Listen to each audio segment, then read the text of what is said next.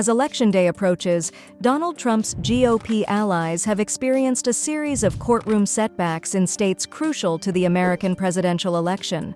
These failures could increase electoral turnout and expedite the certification of the eventual victor.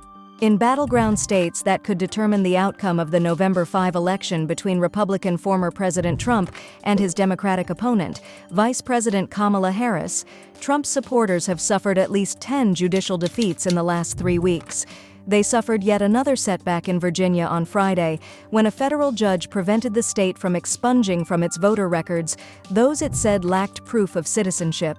According to U.S. District Judge Patricia Tolliver-Giles, the removal violated a federal law that forbids the removal of a significant number of voters within 90 days before an election.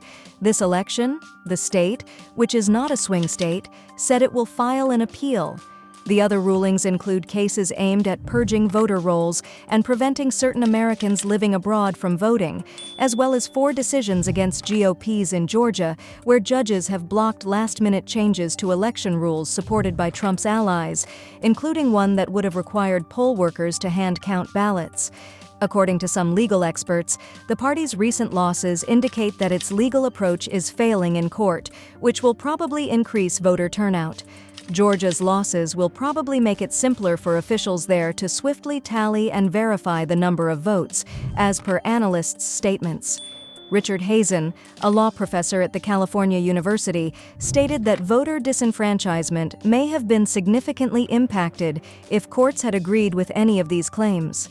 Mississippi's 5-day grace period was declared unlawful by the 5th U.S. Circuit Court of Appeals on Friday, one of the few victories for Republicans, which held that mail-in ballots can only be tallied if they are received by Election Day. The decision does not immediately affect any battleground states.